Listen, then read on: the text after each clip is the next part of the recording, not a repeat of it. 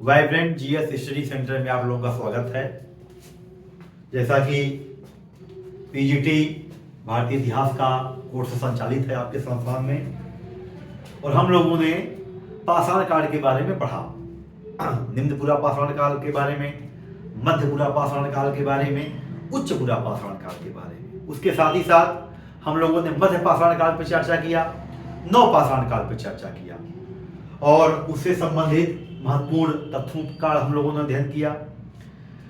क्या अंतर है, कैसे मानव खाद्य संग्रहक से खाद्य उत्पादक की अवस्था में पहुंचता है, कृषि और पशुपालन का कैसे विकास होता है, ये सारी बातों पर चर्चा हो गई है। आज हम आपके सामने महत्वपूर्ण प्रश्नों की श्रृंखला लाए हैं, जो आपके आने वाले TGT, PGT, LT, GDC, GIC सारे एग्जामों के लिए महत्वपूर्ण है। और पाषाण काल में हम जो ये प्रश्न लाए हैं, जितने प्रश्न हैं या तो परीक्षा में आ चुके हैं या तो आगे वाली परीक्षाओं में आने की प्रबल संभावनाएं हैं।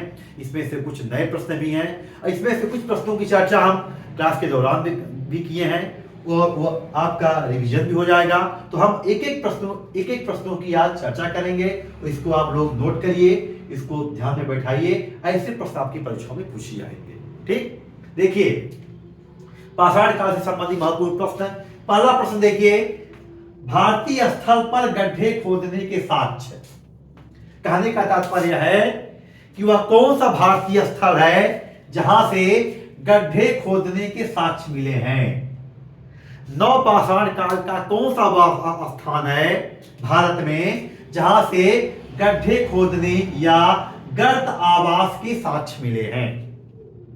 हम बताए थे आपको, जब नव पाषाण काल के बारे में पढ़ा रहे थे, तो उत्तरी क्षेत्र जब मैंने आपको पढ़ाया था, तो उत्तरी क्षेत्र में एक स्थल था बुर्ज होम में हम आपको गर्त आवास के बारे में बताए थे, गड्ढों वाले घरों की चर्चा किए थे।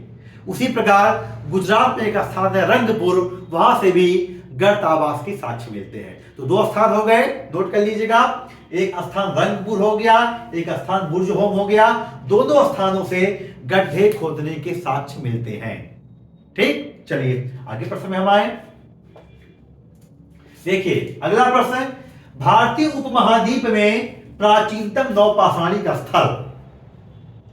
हम कल बताए थे आपको, नवपाषाण काल वाली जब क्लास ले रहे थे, तो भारतीय उपमहाद्वीप में प्राचीनतम नवपाषाणिक स्थल की जब चर्चा हम करेंगे, तो देखिए इसमें हम लोग मेहरगढ़ की भी चर्चा किए थे, लेकिन जो नवीनतम शोध हुआ है उसमें प्राचीनतम नवपाषाणिक स्थल लिंग सुगूर को माना जाता है। देखिए यदि ऑप्शन में मेहरगढ़ है तो मेहरगढ़ मारिएगा। ऑप्शन में, क्योंकि देखिए भारत और पाकिस्तान का बंटवारा हो गया है, तो भारतीय संदर्भ में यदि पूछेगा तो आप लिंग सुगूर को मारिएगा। यह तमिलनाडु में है। यह यहाँ से कुल्हाड़ी मिली हुई है, नवपाषाणिक कुल्हाड़ी मिली हुई है, इसीलिए इसको भारतीय महाद्वीप में प्राचीनतम नवपाषाणिक स्थल से संबोधित करते हैं। ठीक, अगला प्रश्न हमारा देखिए भी बहुत महत्वपूर्ण है। बूचड़ खाना का साक्ष्य पूछा जाता परीक्षाओं में, या तो पूछा जाएगा बूचड़ खाना का साक्ष्य कहां से मिलता है। सीधे चौपानी मांडू आपको जानते हैं, आप इससे परिचित है, उत्तर प्रदेश के प्रतापगढ़ जनपद में स्थित है। इलाहाबाद विश्वविद्यालय के प्रोफेसर हैं जी.आर. शर्मा, बहुत बड़े पुरातत्ववेत्ता हैं। इन्होंने इसका उत्खनन कार्य कराया। जब इसका उत्खनन कार्य होता है तो देखते हैं कि पशुओं की हड्डियां, मतलब कई हड्डियों की संख्या मतलब बहुत ज्यादा है, तो पशुओं की हड्डियां मिली हुई हैं, जैसे लगता है वहां पर पशुओं को काटा जाता था। इसी संदर्भ में इन्होंने अनुमान लगाया यह कहीं न कहीं इसका संबंध बूचड़ खाने से है, और इसीलिए इसको बूचड़ खाने का प्राचीनतम साक्ष्य कहा जाता है। चौपानी मांडो बूचड़ खाने का प्राचीनतम साक्ष्य। ठीक, चलिए अगले क्वेश्चन में आते हैं। देखिए हम आपको जब पढ़ा रहे थे मध्य पाषाण काल, तो मध्य पाषाण काल में मैंने आपको बताया था कि माइक्रोलिथ हथियार मिलते थे। माइक्रोलिथ का संबंध किससे है?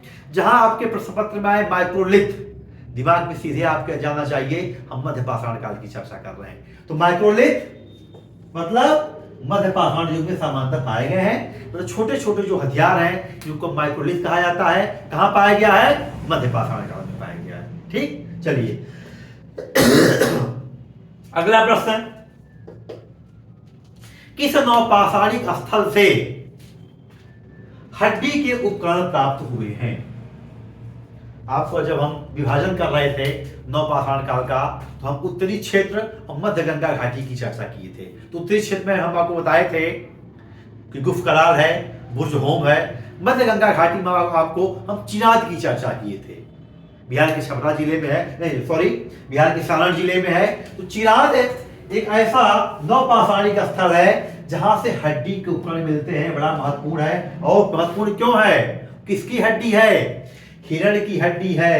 हिरण के सींग से बने उपकरण मिलते हैं सारण जिले में चिराग नामक नवपाषाणिक स्थल से। ध्यान रखिएगा। अगला प्रश्न हमारा देखिए, प्रश्न है कि किस नवपाषाणिक स्थल से पशु बाड़े के साक्ष्य मिलते हैं? मतलब वहां पर पशुओं को पाला जाता था, इसका मतलब पशुपालन होता था। तो महगड़ा एक स्थल है, कल चर्चा हम किए थे जब विंध्य क्षेत्र के नवपाषाणिक स्थलों के बारे में आपको बता रहे थे। उसमें महगड़ा के बारे में, कोल्डिहवा के बारे में, चौपानी मांडो के बारे में चर्चा किए थे। उसी संदर्भ में महगड़ा एक स्थल है, यह उत्तर प्रदेश के प्रयागराज की मिर्जा तहसील में है। यहाँ से पशु बाड़े के साक्ष्य मिलते हैं। और हम आपको चर्चा करके बताए थे कि नवपाषाण काल में पशुपालन व्यापक मात्रा में होने लगा था। पशुपालन के साक्ष्य व्यापक रूप में मिलने लगे थे, क्योंकि पशुपालन के यदि साक्ष्य नहीं मिलते, पशुपालन यदि नहीं होता तो बूचड़ खाने का प्रमाण हमको नहीं मिलता। पशुपालन यदि नहीं होता तो पशु बाड़े का साक्ष्य नहीं मिलता। दिमाग लगाइए, देखिए, लिंक करिए क्वेश्चन को। पशुपालन होगा, बूचड़ खाने का साक्ष्य मिलेगा। पशुपालन होगा तभी पशु बाड़े का साक्ष्य मिलेगा। ठीक, चलिए आगे आइए। अगला प्रश्न, खाद्य उत्पादन परक अर्थव्यवस्था। खाद्य उत्पादन परक अर्थव्यवस्था किस काल से संबंधित है? क्वेश्चन दे देगा। तो देखिए, आपको कल बताए थे कि पाषाण काल का हम विभाजन किए, पूरा पाषाण काल में, मध्य पाषाण काल में और नवपाषाण काल में। देखिए, फिर से हम बात अपनी दोहरा रहे हैं कि पूरा पाषाण काल का मानो और मध्य पाषाण काल का मानो खाद्य संग्रह था। खाद्य संग्रह क्यों था? कृषि की शुरुआत नहीं हुई थी। कृषि की शुरुआत कब होती है? एग्रीकल्चर की नवपाषाण काल में। स्रोत कौन सा है? मेहरगढ़। प्राचीनतम स्रोत सब तो लहुरा देव हो गया है। मेहरगढ़ से प्रमाण मिलता है, कृषि का प्रमाण मिलता है। कोल्डिहवा से प्रमाण मिलेगा। 6000 ईसा पूर्व के चावल के प्रमाण मिलेंगे। लहुरा देव से 7000 ईसा पूर्व का चावल के प्रमाण मिलेंगे। ये सारी बातें, सारे प्रमाण बताते हैं कि नवपाषाण काल में कृषि होता था। और जब कृषि होगा बच्चों, तब जो आपकी अर्थव्यवस्था है वो खाद्य संग्रहण से खाद्य उत्पादन की ओर बढ़ जाएगी। तो खाद्य उत्पादन की यदि हम बात करेंगे तो सीधे सीधे आप नवपाषाण काल को टिक करिएगा, बिना किसी संकोच के। आपको कोई ऑप्शन नहीं देखना है, आपको नवपाषाण काल में टिक करना है। ठीक है, अगला क्वेश्चन देखिए, महत्वपूर्ण है परीक्षा के लिए। आभूषणों से युक्त मध्य पाषाणिक समाधियां महदहा से प्राप्त हुई हैं। देखिए, महदहा प्रतापगढ़ में स्थित है। यहां से कुछ मानव समाधियां मिली हैं। मानव समाधियां महत्वपूर्ण इसलिए है कि उन मानव समाधियों, उसी समाधि के अंदर कुछ आभूषण भी रख दिए जाते थे। इसका मतलब यह है कि मानव परलोक में विश्वास करने लगा था। देखिए, मानव जीवन में परिवर्तन देखिए, परलोक की संस्कृति का उदय हो चुका था। इसका प्रमाण कहां से मिलता है? महदहा नामक पुरातात्विक स्थल से मिलता है। तो यहां से जो समाधि मिलती है उसमें आभूषण युक्त समाधि है, आभूषण रखी हुई है। और सबसे बड़ी बात है कि बेटा यहीं से मृगसिंह के छल्लों की माला, हिरण के छल्लों की माला और हड्डियों के आभूषण भी मिलते हैं। हिरण के हड्डियों के आभूषण, हिरण के हड्डियों की माला यहां से मिलते हैं। और जो समाधियां हैं जहां पर शव को दफनाया जाता था, वहां से आभूषण भी मिलता है। महत्वपूर्ण है, याद किए रहिएगा। कभी भी पूछ देता है महदहा का संबंध किस काल से है, सी से उत्तर मारिएगा नवपाषाण काल से। पूछ देगा चौपानी मांडो किस काल से संबंधित है, उत्तर मारिएगा नवपाषाण काल से। बुर्ज होम किस काल से संबंधित है, उत्तर मारिएगा नवपाषाण का। चिराग किस काल से संबंधित है? उत्तर मारिएगा नवपाषाण काल। ठीक, चलिए आगे प्रश्न में आए। देखिए बड़ा बड़ा हिट क्वेश्चन है कि प्राचीन भारत में कृषि के प्राचीनतम साक्ष्य। देखिए जहां तक किताबों में पहले था कि प्राचीन भारत में जो कृषि का प्राचीनतम साक्ष्य है पूरे भारतीय महाद्वीप में वो मेहरगढ़ है, क्योंकि मेहरगढ़ से 7000 ईसा पूर्व के आसपास खेती के प्रमाण मिलते हैं। लेकिन आगे का जो शोध हुआ है उसमें मेहरगढ़ से भी प्राचीनतम साक्ष्य मिल गया है। वह स्थान है लहुरा देव। संत कबीर नगर एक जिला है। आप जब बस्ती से गोरखपुर जाएंगे तो बस्ती और गोरखपुर के बीच में डिस्ट्रिक्ट पड़ता है संत कबीर नगर। उसी संत कबीर नगर का एक स्थान है लहुरा देव। वहां से कृषि के प्राचीनतम साक्ष्य, चावल उपजाने के प्राचीनतम साक्ष्य, जो चावल उपजाने की प्राचीनता को कहां तक ले जाता है? 9000 ईसा पूर्व तक ले जाता है। कुलडीहवा से भी मिलेगा प्रमाण। कुलडीहवा भी इलाहाबाद में स्थित है, मिर्जा तहसील में। वहां से जो चावल के प्रमाण मिलेंगे वो 6000 ईसा पूर्व के हैं। मेहरगढ़ के जो प्रमाण हैं वो 7000 ईसा पूर्व के हैं। लेकिन जो लहुरा देव का प्रमाण है वह 9000 ईसा पूर्व का है। तो कोई आपसे प्रश्न पूछे कृषि का प्राचीनतम प्रमाण लहुरा देव 9000 ईसा पूर्व। ठीक, चलिए आगे में आगे प्रश्नों पे। देखिए बहुत अच्छा क्वेश्चन है, बहुत ही नया क्वेश्चन है, परीक्षाओं में आ सकता है। फसल काटने का आयताकार पाषाण उपकरण। फसल देखिए इस समय जो फसल कटती है हार्वेस्टर का प्रयोग होता है। तो फसल काटने का बताइए उस समय का मानव इंजीनियरिंग देखिए कितनी आगे हो गई थी कि ये फसल काटने के लिए पत्थर का आयताकार उपकरण प्रयोग करने लगा था, जिसको हम हार्वेस्टर कहते हैं। उसके प्रमाण कहां से मिलते हैं? उसके प्रमाण मिलते हैं, याद कर लीजिएगा, कश्मीर के जो दोनों स्थल हैं बुर्ज होम और गुफकरार से। गुफकरार का मतलब क्या होता है बताइए? कुम्हार की गुफा। क्वेश्चन पूछा गया है, इसमें एक क्वेश्चन और पूछ सकता है, बुर्ज होम का उत्खनन किसने कराया था? डी टेरा एंड पीटरसन ने कराया था। ये भी क्वेश्चन पूछा जा सकता है। बुर्ज होम से क्या मिला है? मालिक के साथ कुत्ते दफनाने के प्रमाण मिले हैं। सारे हिट क्वेश्चन हैं। इसके देखिए एक क्वेश्चन के अंदर एक क्वेश्चन से कितने क्वेश्चन निकल रहे हैं। ये देखने में केवल 20-25 क्वेश्चन है, इससे करीब करीब आपके 70-80 क्वेश्चनों की व्याख्या हो जा रही है। इसलिए आपके सामने जो क्वेश्चन लाया गया है, चुनिंदा क्वेश्चन को लाया गया है जो आपके प्रतियोगी परीक्षाओं में यहाँ से निश्चित रूप से आवे। आगे देखिए बहुत अच्छा भी क्वेश्चन है। प्रागैतिहासिक शब्द का सबसे पहली बार प्रयोग किसने किया है? नोट करिए, परीक्षा को पूछा जाता है। प्रागैतिहासिक शब्द का सबसे पहली बार प्रयोग एक विद्वान है डैनियल विल्सन। प्रागैतिहासिक शब्द का सबसे पहली बार प्रयोग डैनियल विल्सन ने किया है। हम आपको प्रागैतिहासिक के बारे में खूब शब्द की खूब व्याख्या की है, खूब समझाए हैं। यहाँ को आवश्यकता नहीं है, तो यहाँ एक फैक्ट दिमाग में रखिए कि प्रागैतिहासिक शब्द का सबसे पहली बार प्रयोग कौन किया है? डैनियल विल्सन ने किया। ओके, चलिए अगला क्वेश्चन, मानवीय आक्रमण का सर्वप्रथम साक्ष्य। अब देखिए मानवीय आक्रमण का सर्वप्रथम साक्ष्य, नया क्वेश्चन है, ध्यान में बैठाइएगा। मानवीय आक्रमण का जो सर्वप्रथम साक्ष्य है वो नवपाषाणी के एक स्थल है सराय नाहर राय, प्रतापगढ़ की पट्टी तहसील में स्थित है। यहां से मानवीय आक्रमण का साक्ष्य मिला है, क्योंकि वहां से जो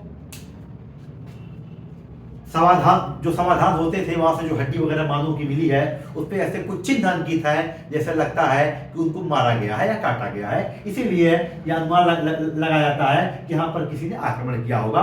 इसीलिए ये प्रश्न बनता है कि मानवीय आक्रमण का सर्वप्रथम साक्ष्य कहां से मिलता है? कहां से मिलेगा सराय नाहर राय से। ठीक, अगला क्वेश्चन, किस मध्यपाषाणिक स्थल से 17 नरकंकाल मिले हैं?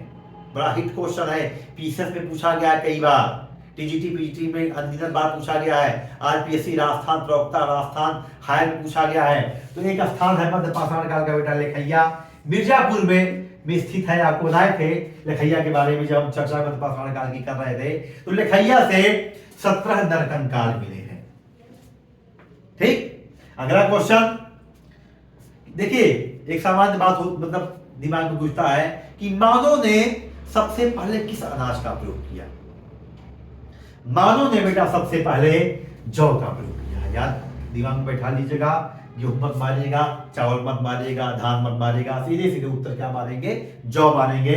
मानव ने सबसे पहले खाने में जौ का प्रयोग किया। ठीक, अगला क्वेश्चन हमारा, राख का टीला के प्रमाण बड़ा महत्वपूर्ण है। दक्षिण भारत के दोनों स्थल हैं, राख के टीले के प्रमाण मिले हैं। आपको बताए थे जब हम नवपाषाणिक स्थल के बारे में बता रहे थे, तो राख के जो टीले के प्रमाण मिलते हैं वह बेटा संगन कल्लू और पिघलीहल से मिलते हैं। याद करिएगा, बड़ा महत्वपूर्ण है राख के टीले। इसका मतलब क्या हुआ कि मनुष्य अब आग से पूर्ण रूप से परिचित हो गया था, आग का प्रयोग होने लगा था, जम के होने लगा था। तो राख के टीले के प्रमाण कहां से मिलते हैं? संगन कल्लू और पिघलीहल से। अगला देखिए, एक क्वेश्चन को पूछा जाता है, पूछा जा सकता है, नया क्वेश्चन है कि मध्य पाषाण युग में जो हथियार बनते थे, जो मध्य पाषाण युग का जो औजार बनाने की तकनीक थी, उसको किस नाम से जानते हैं? बहुत दिमाग नहीं लगाना है, चुपचाप याद कर लीजिए। मध्य पाषाण युगीन जो औजार की तकनीक है मेरे बच्चों, उसको फ्लूटिंग कहते थे। एक बार फिर बोलूंगा फ्लूटिंग, एक बार फिर बोलूंगा फ्लूटिंग। दिमाग में बैठा लीजिएगा कि मध्य पाषाण युगीन औजार बनाने की तकनीक क्या है? उसको फ्लूटिंग कहते हैं। ऑप्शन में दिखेगा, सीधे मार दीजिएगा। ओके, चलिए आगे। अब देखिए, युगल समाधि का साक्ष्य। युगल समाधि मतलब एक समाधि है, वहां पर स्त्री का भी शव है और पुरुष का भी शव है, महिला का भी शव है, पुरुष का भी शव, दोनों शव एक से एक साथ दफनाया गया है। तो कहां से मिलता है? ये मिलता है महदहा से। नवपाषाणिक स्थल है, आपकी चर्चा हम किए थे, याद कर लीजिएगा। महदहा से युगल समाधि के साक्ष्य मिलते हैं। देखिए, युगल समाधि से लोग तमाम निष्कर्ष निकालते हैं। कोई कहता है कि सती प्रथा के प्रमाण है, कोई कहता है कि अंदर, लेकिन देखिए यह कोई जरूरी नहीं है कि सौ पति पत्नी के ही हो, सौ भाई बहन की भी हो सकते हैं। ठीक है, तो ऐसा कोई हमको अभी तक स्रोत नहीं मिला है। बस याद करिएगा कि युगल समाधि का साक्ष्य, तो युगल समाधि का साक्ष्य महदहा। ओके, चलिए। अस्थायी जीवन के प्रमाण आपको बताए, मेहरगढ़ की हम चर्चा किए थे। देखिए भाई, अस्थायी जीवन वही होगा जहां कृषि होगी, पशुपालन होगा, और मेहरगढ़ में ये सारी चीजें होती थी। इसीलिए अस्थायी जीवन के प्रमाण कहां से मिलते हैं? मेहरगढ़ से मिलते हैं। आपको पता है मेहरगढ़ वर्तमान में पाकिस्तान में है, पाकिस्तान के बलूच प्रांत में है। ठीक है, तो अस्थायी जीवन के प्रमाण मिलेंगे। अगला देखिए क्वेश्चन, झोपड़ियों के अवशेष। नवपाषाणिक स्थल है। देखिए, नवपाषाण काल का मानव अपना स्थान, निवास स्थान बनाने लगा था, कृषि होगा, झोपड़ियों से अपना मकान बनाता था। आपको बताया ना, कुल्हाड़ी का प्रयोग होता था, बांस बल्ली को कुल्हाड़ी से काटता था। लेकिन हमेशा दिमाग में याद रखिएगा, वो जो कुल्हाड़ी होती थी वह पत्थर की होती थी। तो झोपड़ियों के प्रमाण कहां से मिलेगा? चौपानी मार्गों से मिलेगा।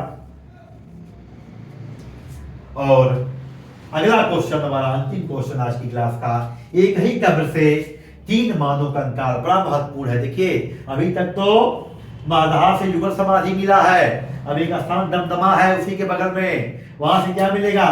3 मानव कंकाल एक साथ मिल रहे हैं, 3 लोगों को एक साथ दफनाया गया है। कौन सा स्थान है? दमदमा है। तो आज आपके सामने इन सारे प्रश्नों पे चर्चा हुई। देखिए, पाषाण काल का क्रैश कोर्स है जो टीजीटी पीजीटी चल रहा है, पाषाण काल का टॉपिक हम समाप्त किए हैं। अगला जो हमारी क्लास होगी, हम पाषाण काल के बाद हमारी संस्कृति देखिए कैसे ताम्र पाषाण काल में पहुंचेगी।